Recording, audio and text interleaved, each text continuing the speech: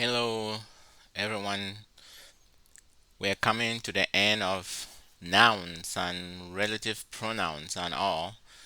Very soon, we're going to start on verbs in chapter 15. So, these are the last two chapters before we go to verbs. In chapter 13, it is not difficult, so I'll go through it quickly with you just to give you an idea what is in the chapter. Chapter 13 is about demonstrative pronouns and adjectives. Demonstrative pronouns. What do we mean by that? First, let's look at the English demonstratives. English language has two demonstratives, two demonstrative pronouns. When we use the word this or these, those are demonstratives. The other one is that or those. The two English demonstratives are this, that. The plural will be these, those. They are not inflected, meaning you will not have them in a case or gender in English. So you will not have feminine or neuter or masculine in the English forms. And they both occur in the singular and in the plural in English. Continuing with the English function. In English, the demonstrative pronoun can function either as a pronoun. When it functions as a pronoun, we have that is mine. The that is a pronoun which is substantive, that is mine. As an adjective, it modifies a noun. That car is mine. You see, the same word that can function as a pronoun. That is mine, meaning pointing to something. It stands in place of something. That is mine. Or it can modify a noun. That car is mine. Now let's see what it looks like in the Greek. In the Greek demonstratives or Greek demonstrative pronouns, you have hutos and ekenos. Hutos and ekenos. Notice that in the Greek, hutos and ekenos demonstrative pronouns have case and gender. Okay, you will see that it's different from the English because it has case and gender. In the Greek, demonstratives, when they are functioning as a pronoun, when they function as a pronoun, the case, and this is not new to you, case is determined by what? Function in the sentence. If it is a subject, direct object, possessive of indirect object, depending on the function in the sentence, the case will be determined. But gender and number, whether it is masculine or feminine, and whether it is singular or plural, that is going to be determined by its antecedent. You already know what antecedent means. Antecedent basically means the word in whose place the pronoun is standing. The word that the relative pronoun is replacing. So we've already seen that it has case and gender when it functions as a pronoun. Now, what happens when it is functioning as an adjective? When it is functioning as an adjective, case, gender, and number are determined by the noun it is modifying. Because when it is an adjective, it modifies another noun. So it's going to agree with that noun in case, gender, and number. So note those two things. As a pronoun, its case is determined by function, gender, and number determined by antecedent. But as an adjective, all of those, case, gender, and number, are determined by its antecedent. This is just like any other adjective. So those are your two Greek demonstratives, hutos and ekenos. Hutos means this or these. Ekenos means that or those in the plural. How are they declined? Let's look at the forms. Nothing is surprising here. You have hutos, haute, tuto. Notice that in the nominative, the masculine and the feminine have the rough breathing. Hutos, haute, and the neuter is tuto. The neuter note begins with a tau, but the nominative and the feminine do not have a tau. But also notice that the rest begin with a tau.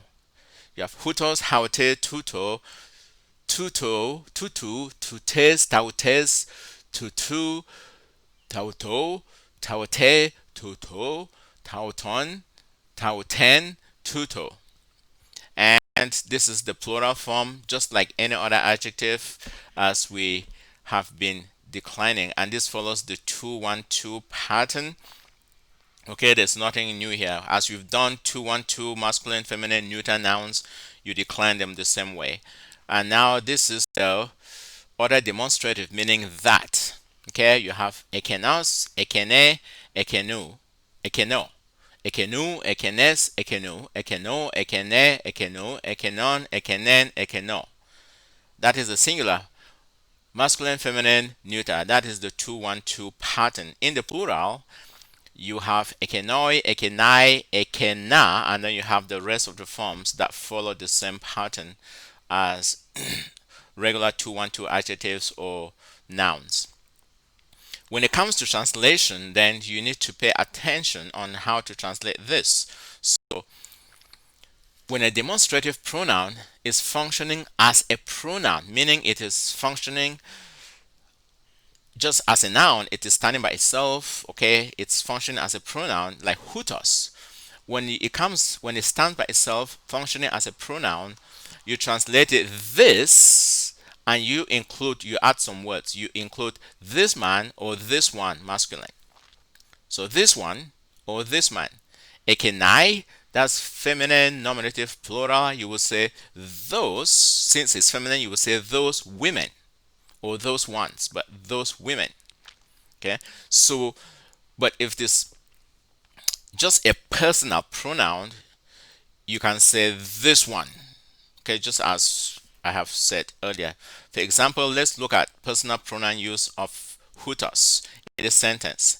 You have hutos megas klethesetai. The word klethesetai is future passive, which means he will be called. He will be called. So what is the subject? The subject is hutos. Okay? Hutos, this one or this man, megas means great. So this man or this one, he will be called great. So the hutos here stands by itself, and it is standing in place of a noun, is basically functioning substantively. This one will be called great. It is functioning here as a pronoun. What happens when it is functioning as an adjective? Here we go. When the demonstrative pronoun is functioning as an adjective, it is in the predicate position. And I think you know what predicate position means. It means it modifies a noun with an article, and you will use the verb to be. You have hutos ho anthropos. Hutos ho anthropos. Hutos is the pronoun functioning as an adjective, and it modifies ho anthropos. Then you have hoi anthropoi ekenoi. Hoi anthropoi ekenoi. You see, ekenoi is a demonstrative pronoun in the predicate position because it is modifying a noun, hoi anthropoi. Hoi anthropoi. How do you translate this then? Here you have hutos ho anthropos. You have this man is great. I mean, this is the man. Hutos anthropos. This is the man. Okay, you don't say the man is this. Nope. Hutos.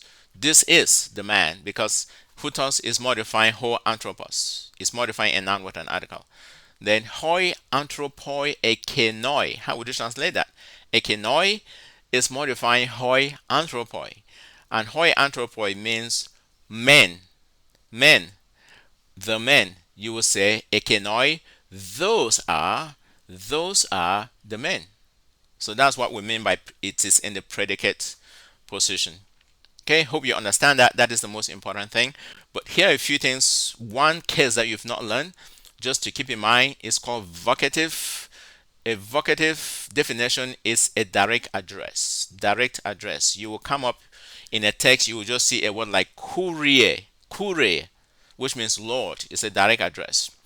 In the plural, it can be in the nominative, Andres, men or men of Israel. It's just men. It's just a direct address. Singular first declension, you can have psyche, you can have anthrope, you can have pate. When you have this, then how do you call them, you just say soul, listen to me.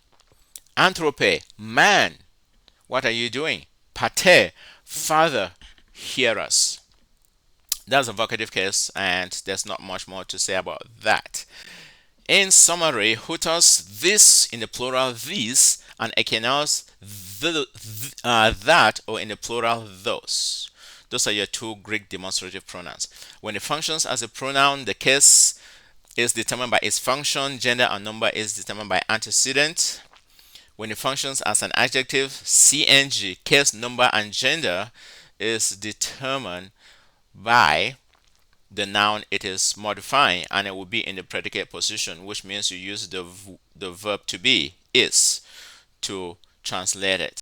And the vocative basically is in the nominative and its direct address. Courier, Lord, pater, father. Here is your vocabulary now. You can practice pronouncing it. Gune, gune, or gunaikos. That's woman. That's the third declension noun. Dikaiosune, dikaiosune. Righteousness, feminine. Dodeka means 12. El2, okay, which means of himself. Kenas, we've learned that. A, this is not the definite article. Notice, it's A, looks at the feminine definite article, is not. It means O-R. Cargo, and I. Makarios, blessed. Megas, megale, mega. Masculine megas, feminine megale, neuter mega means great. Polis is city. Polos, much. Pos, how. I'm not going to be giving you all the English translation. Semeion means sign. Thank you so much for listening. Please take time, make sure you understand this chapter well. Be prepared for a quiz on this chapter on Wednesday. Thank you, and I will also go on now to do chapter 14.